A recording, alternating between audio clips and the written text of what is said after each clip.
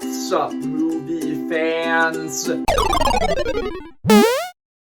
Guys, since the start of my channel, I have had a tradition where I rank every new movie that I see every year. I've been doing this since I started the channel, and it's one of my favorite things to do on this channel. I just really think it's a fun way to kind of reflect on every movie that I saw in the previous year and see which ones I liked and which ones I didn't. And it kind of occurred to me recently, I should do the same thing with TV shows.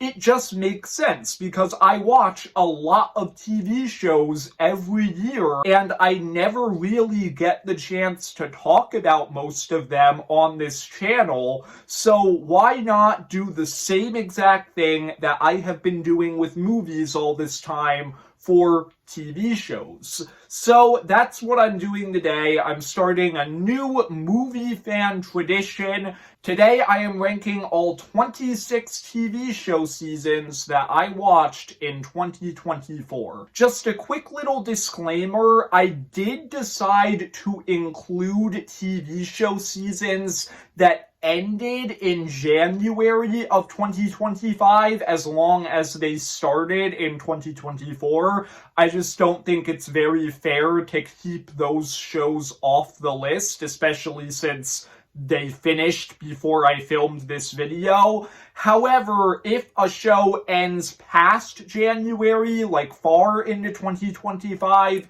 it will not be included on this list. Sorry, Cobra Kai Season 6, you're going to have to go on next year's TV show ranking if I make one. With all of that being said, let's get into the list. Number 26, the worst TV show season that I saw in 2024, The Acolyte. A brand new Star Wars show that came out this year. I went into the show legitimately wanting to like it. I feel like I was the only person who actually gave this show a chance.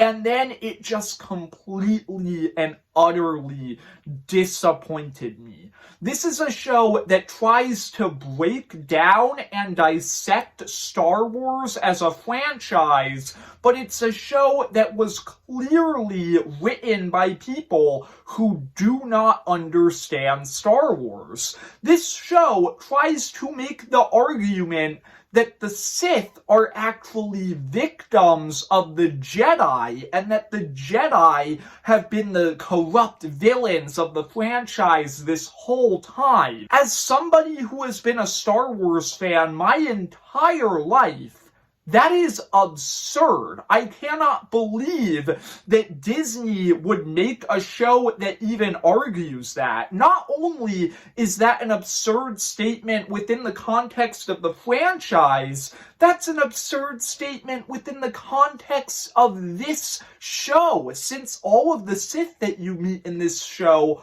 are murderous psychopaths, and all of the Jedi are just flawed people trying to do the right thing.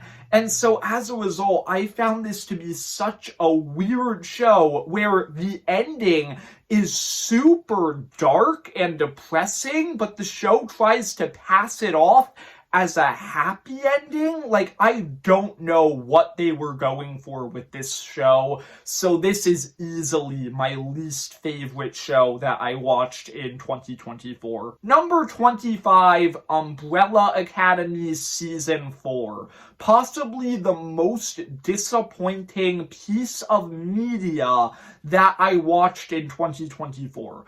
I was super excited for this season because I'm a big fan of the first 3 seasons of Umbrella Academy, and it just ended up being a disappointing conclusion to the series. For one thing, it feels incredibly rushed. Every other season of Umbrella Academy is 10 episodes long. This season is only 6, and as a result, you can tell that they were just rushing by everything to get to the ending. And then the writing in this season is also just so stupid, where Klaus has this entire season-long subplot that has nothing to do with the rest of the story, and they added in this last-minute love triangle between Five, Diego, and Lila, which is just absurd. It didn't need to be there. It made the conclusions to all of those characters' storylines so unsatisfying, and the conclusion of the entire show, I don't want to spoil it, but it's also very unsatisfying, and it's just not a fun conclusion for people who have been watching this show since it started. So yeah, very disappointing season. Number 24, What If Season 3. I've always been a defender of the first two seasons of What If, but this season just sucked. Like, it just had none of the creativity that the first two seasons had, where this season decided to do scenarios like, what if Agatha made a movie? Isn't that a creative scenario? What if Howard the Duck and Darcy from the Thor movies had a baby? Isn't that a creative scenario? And then even the scenarios in this season that are actually kind of interesting, like what if the Emergence destroyed the Earth, or what if we did this Old West Marvel universe, they just feel so boring compared to a lot of the storylines in the first two seasons. So yeah, not a good season. By the end of this show, I feel like the entire series just kind of comes across as wasted potential. Number 23, Echo. This is a Marvel show that came out very early in 2024 and basically got forgotten by everybody almost as soon as it came out. And that really says everything that needs to be said about it. Like, it's just a boring, forgettable show. There were elements that I liked about it, like Kingpin. It was fun to see him again. It was cool seeing Daredevil again for like 2 minutes. There was some great acting in here. I think Maya is an okay character, but the season as a whole, it felt very rushed. Like, the season is only 5 episodes long. That's kind of ridiculous to tell a story that's this ambitious. So as a result, Echo, I think it's one of the worst and most forgettable Marvel Disney Plus shows that we have gotten. Number 22, Bodkin. This is a Netflix original show that came out this year. The best way that I can describe this show is kind of like Only Murders in the Building, but darker, where it's about these 3 strangers who start a podcast together in order to investigate into this mystery that's basically just Only Murders in the Building, but this show has a bit of a darker tone. I thought there were some funny moments, there were some interesting moments in there, but overall I found the complete season to be kind of forgettable. I wasn't really that invested in the central mystery of the season, so as a result, I just didn't really care for it overall. It's not terrible, but it's not great in my opinion. Number 21, Tales of the Empire. This is a brand new Star Wars anthology series. It is a follow-up to Tales of the Jedi, a show that came out 2 years ago, and I actually really enjoyed Tales of the Jedi. I thought that that was a cool show, especially the stuff in that show about Count Dooku, which I just thought was super interesting and shed a lot of light on Count Dooku and how interesting he is as a character. Tales of the Empire, I thought, was good. I enjoyed the stuff in there about Morgan Elsbeth, and especially the stuff about Barriss Offee, but none of it was really as interesting as the stuff that happened in Tales of the Jedi, and as a result, I didn't really love this show.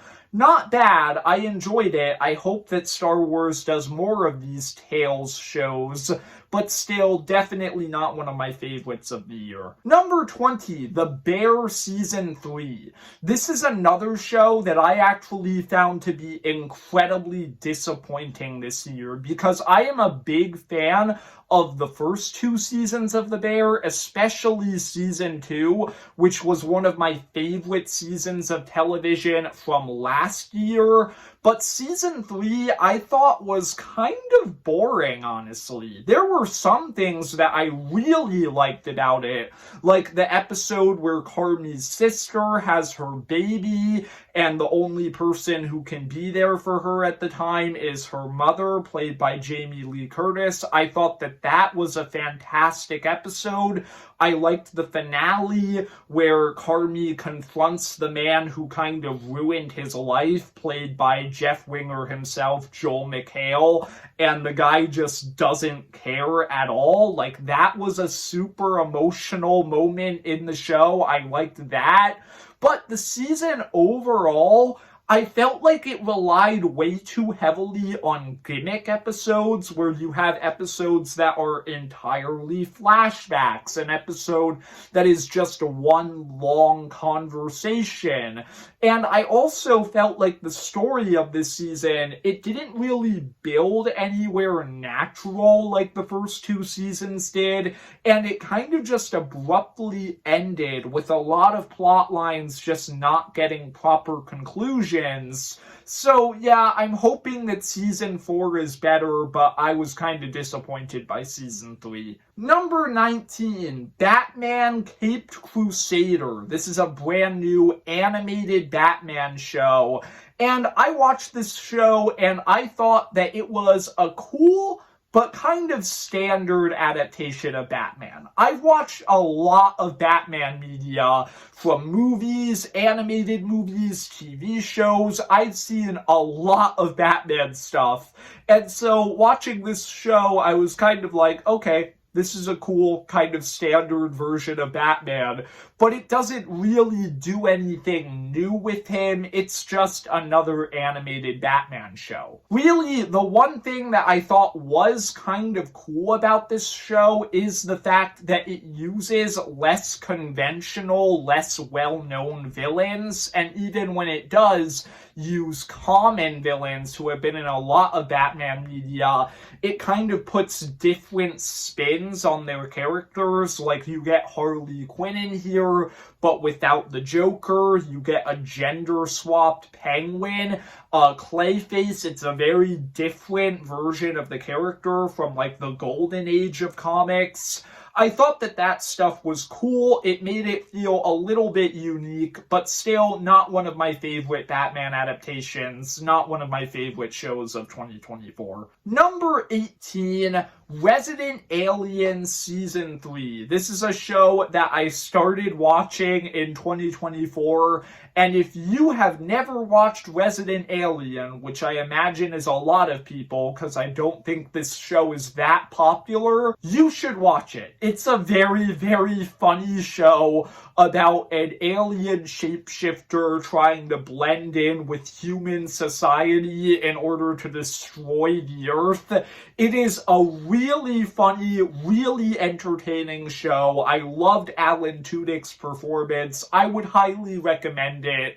Season 3, I don't really have anything specific to say about it. I thought that it was kind of just another great season of the show. Maybe a little bit too short. This is definitely the shortest season of the show, but still, I enjoyed it. I'm excited for season 4. You should watch Resident Alien. Number 17, Sweet Tooth Season 3. This is a show that started a few years ago. This is a really weird show to describe. It's like a post-apocalyptic dystopian show that's centered around these human-animal hybrid children. Like, it's a really weird show, but I've enjoyed it since I started watching it last year. I liked the first 2 seasons, and I thought that season 3 was a fantastic conclusion to the series that actually had a lot of really emotional moments. I will say, I think that Sweet Tooth as a whole, not even just this season, the first 2 seasons as well, it has a big problem where it can be very, very dark, but it can also be really goofy and kid-friendly, and I felt like a lot of the time those 2 tones were kind of conflicting with each other, but still, overall, it's a good show. I liked the finale. Number 16, Creature Commandos. I already talked about this show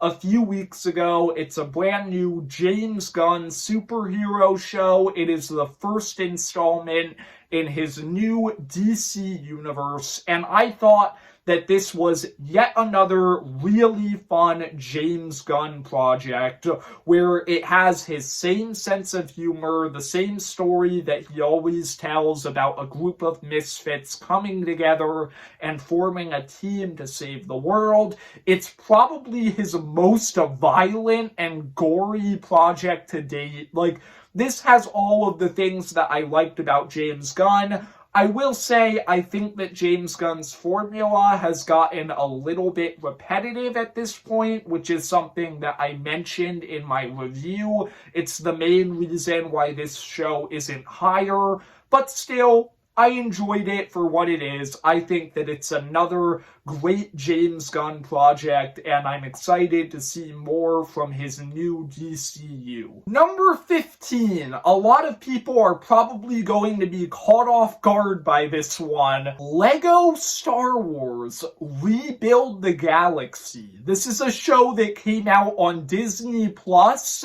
and I went into it not really expecting much, and I ended up enjoying it a lot. Like, seriously, I would recommend this show to any Star Wars fan. It is way better than it has any right to be. It's really, really funny, where it's kind of like this multiverse show that has like different takes on all of these different Star Wars characters, and I found that to be a ton of fun. But it also has a way better story than it has any right to be, where I actually kind of got invested in the main relationship between the 2 brothers. The show turned Jedi Bob into one of the most tragic characters in all of Star Wars. I am not making that up. This is a show that is way more entertaining and fun than it should have been, and I would highly recommend it. Number 14, Reacher Season 2. Reacher is a show based on the Jack Reacher books, all about kind of this stereotypical action hero, Jack Reacher, who's just insanely strong, insanely intelligent, and both seasons of the show so far have centered on him just kind of taking out these horrible people who killed somebody close to him. I really enjoyed both seasons of this show. I will say, I think that season 1 is slightly better than season 2, but one thing that season 2 is really, really good at is establishing very, very hateable villains, which makes it even more satisfying when you get to the end and Reacher gives all of them what they deserve. If you want a show where you're basically just seeing this guy take out a bunch of very, very evil people, Reacher is the show for you. I think that it's great at kind of just establishing hateable villains and having Jack Reacher give them what they deserve. Number 13, Only Murders in the Building Season 4. I've been watching this show basically since it started, consistently, season after season.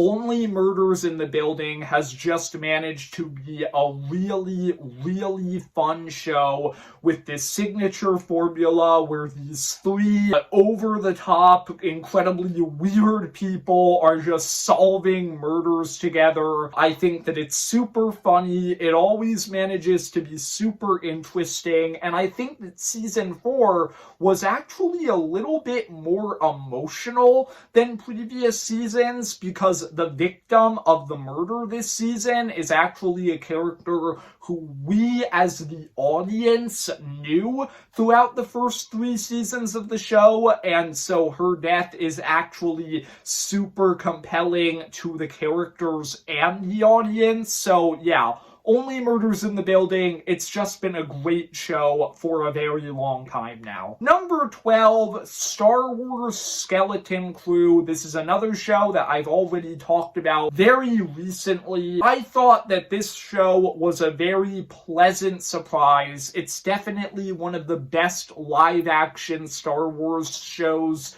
that we've gotten in a very long time, where it kind of does something new with Star Wars. It's kind of a mix between Star Wars and the Goonies, where we're seeing the Star Wars galaxy from a child's perspective, from the perspective of several children actually, and we're kind of on this fun adventure with them where we have pirates getting involved, this Force-sensitive pirate villain. I thought that all of it was super compelling, super enjoyable. It was a different thing for Star Wars, and I really enjoyed what it was doing. I hope that Star Wars continues to experiment and do different things in the future. Number 11, Agatha All Along. This is a show that really, really surprised me in 2024 because I went into this show thinking that it was super unnecessary.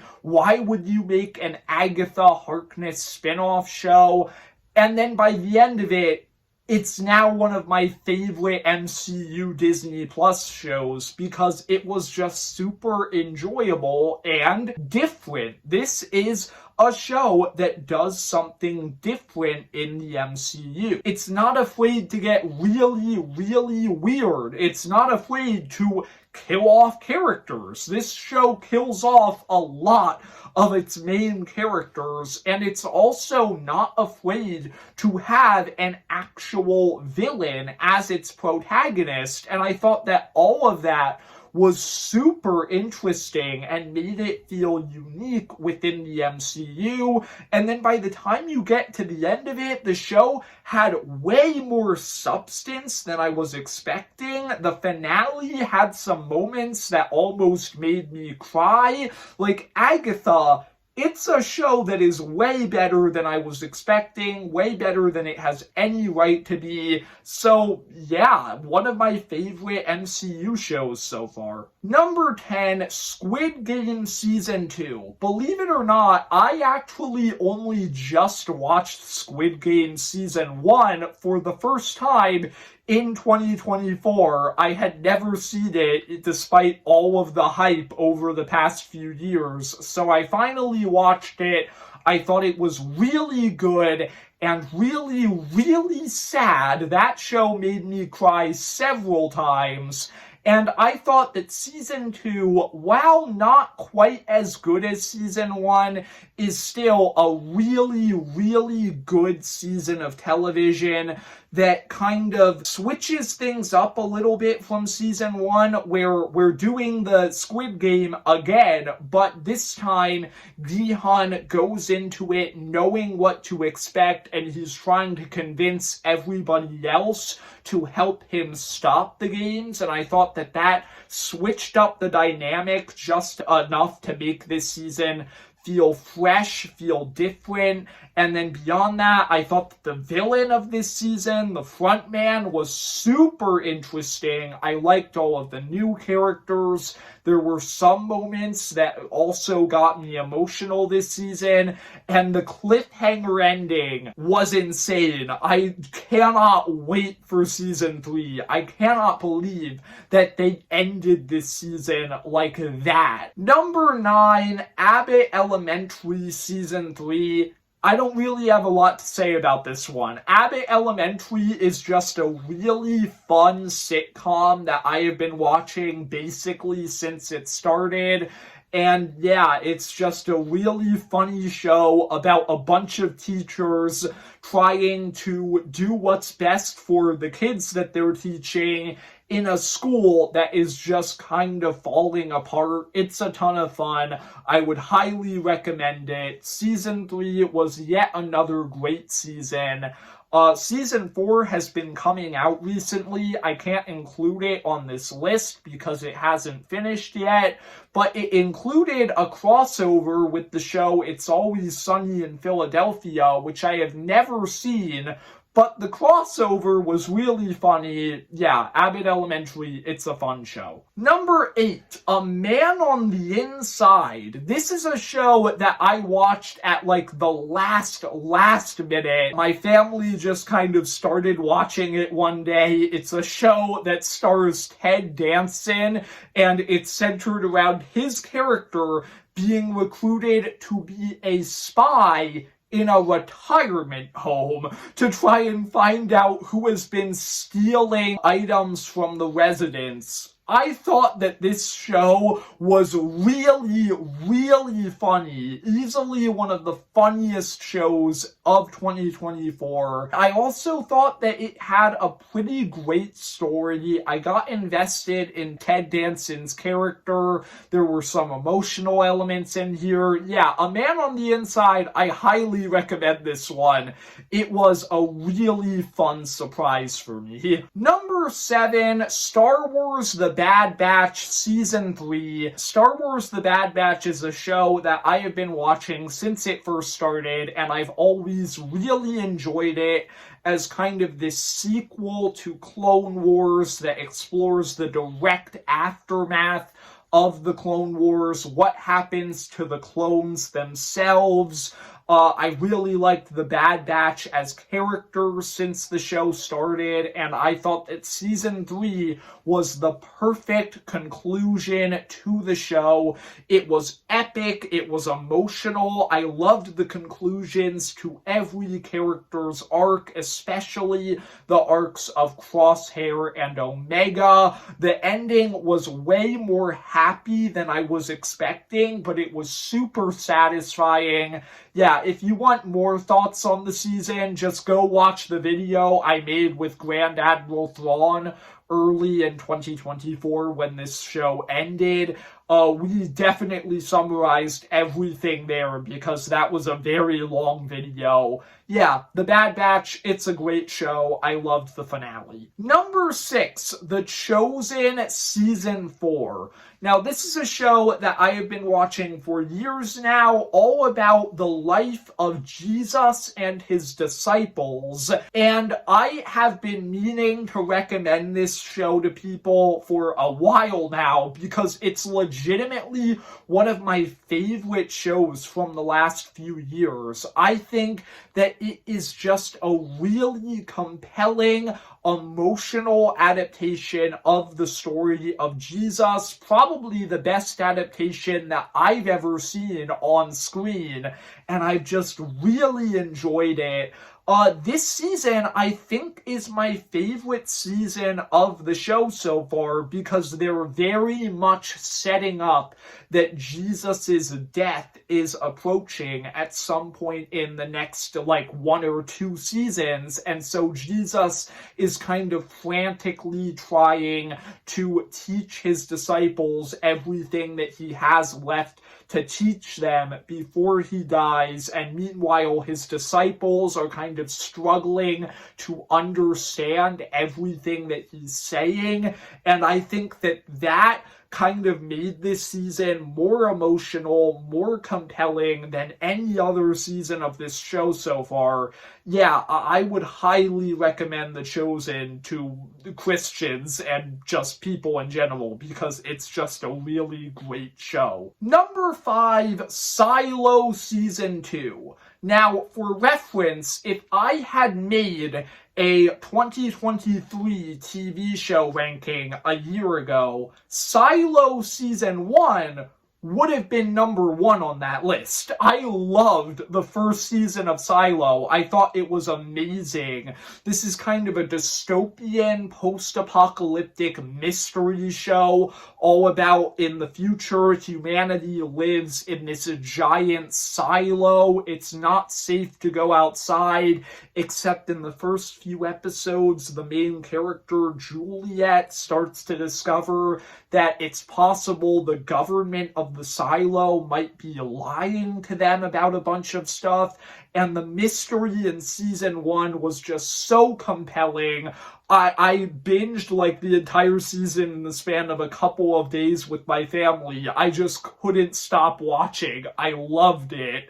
And so season 2, I thought it was just as good as season 1. Maybe not as good, but very, very close, where it's just another very compelling mystery season, but it's also way more satisfying than season 1 because a lot of like the rebellion stuff that you wanted to happen in season 1 actually happens this season.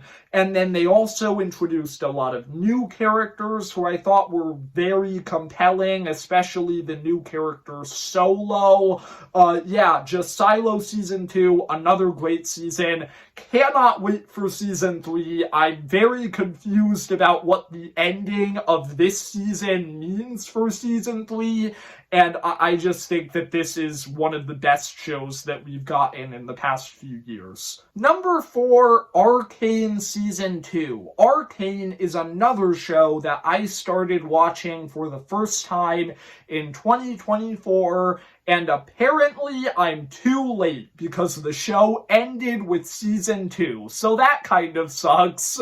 But yeah, I had been hearing for years that Arcane was a masterpiece, and after watching both seasons, yeah, that's correct. Arcane Season 1 was a masterpiece. I was super invested in basically every character, everything about the world. I loved the relationship between Vi and Jinx. It went in some super unexpected, devastating directions. Just a fantastic season. Season 2 definitely isn't as good. I have some problems with the season. Mainly, I just think that there's a little bit too much going on in this season. There's way too many plot lines. I think that they could have benefited from another like 2 or 3 episodes to kind of flesh out everything a bit more. But I still really liked this season and the conclusion to the show that it gave us. I loved the ending to every character's arc. I thought that the way that they kind of had Vi and Jinx reconcile and put aside their differences, it felt supernatural and super compelling. I loved the subplot about Jinx kind of adopting this young girl and that kind of helping her kind of get a redemption arc, and the way that that plotline ended, it made me cry. That's all I'm gonna say about that. Echo is my favorite character in this show, and his entire plot line was super emotional. I kind of have a lot to say about this one, but I should probably move on because if I talked about all of my feelings on Arcane, I feel like I would be here all day. Number 3, Invincible Season 2. I started watching Invincible for the first time in 2024. I watched a lot of these shows for the first time this year. And yeah, Invincible quickly became one of my favorite superhero shows of the year. I just think it is a super compelling, more mature superhero story where on the one hand, it's more mature because it has blood and gore and cursing and all of that, but also it offers a more mature take on superheroes in general, where this show isn't all just the superheroes win against the bad guys every time. They get beat up, especially the main character, Mark Grayson, and the show is kind of about how they just keep fighting even when they're knocked down. That's what the title Invincible means, and I thought that just made this one of the most compelling superhero shows that I have seen in recent years, and I thought that season 2 was kind of just as good as season 1, as you have Mark and all of the different characters in the show, including Mark's mother, Debbie, kind of dealing with the aftermath of the insane events that happened in season 1. I liked Angstrom Levy. I thought that he was a great villain. There were some truly shocking moments in this season, especially the finale and some of the stuff that happens with the Guardians of the Globe. Just, yeah, great show. Can't wait for season 3 next month. Number 2, The Penguin. This was easily one of my favorite shows of the year. I was super excited for it because I just loved kind of the concept of having this crime thriller show in Gotham City. And that's what this show gave me. It played around with Gotham City, all of the different crime families in Gotham City, and it had this story about the Penguin kind of knocking down a bunch of dominoes, trying to control where they fall as he tries to take out all of these criminals, all of these crime families in order to take over the city. I thought it was super compelling. And then it was also really compelling because at the start of the show, I was rooting for the Penguin. I wanted him to succeed. I understood that he wasn't a good person, but the show was kind of organized in a way that made me want to root for him. And now that I have finished the show, I want Batman to beat the crap out of him in the Batman Part 2, because the things that he does in the second half of the show just make him so unlikable. And then the way that they kind of switch things on their head, where by the time you get to the second half of the show, Sophia, the villain of the show, is actually the one you're rooting for because she deserves to get control of Gotham way more than he does. Like, I thought that The Penguin just was a great show that succeeded at everything it was trying to do. But number 1, my favorite show of 2024 had to be X-Men 97. Now, I will say, part of the reason for this is because I think 2024 was really the year where I got into the X-Men. I just rewatched and ranked every X-Men movie this year. Deadpool and Wolverine came out this year. And I watched X-Men the Animated Series for the first time so that I could watch this show. And as a result, I think that increased my enjoyment of this show a lot, because I feel like this show was the culmination of all of it. It's probably the best piece of X-Men media that I have ever seen, because it has a very different take on the X-Men. Every other piece of X-Men media that I've ever seen is very black and white. It's all like, Charles Xavier is clearly the one in the right, Magneto's the one in the wrong, he's the villain, you have to stop him. And then I watched this show, and this show has a very different take on things, where it kind of flips things on its head and has Magneto try it Professor X's way, and it all goes wrong. And as a result, this show is able to explore the idea of what if Magneto is actually right in his viewpoint, and I thought that made this the most compelling piece of X-Men media that I've watched, apart from maybe Logan. And so I thought that made this such an interesting show, not to mention the animation is beautiful. This is one of the greatest 2D animated shows I've ever seen. I loved the interpretations of all of the different characters. I thought that the finale was super satisfying. I enjoyed seeing more Nightcrawler. I can't wait for more of him in the future. I think that this is the best show that I saw from 2024. So yeah, it had to come in at number 1. I hope you enjoyed. If you did, leave a like and subscribe. Comment down below, what is your favorite TV show of 2024? And see ya, movie fans.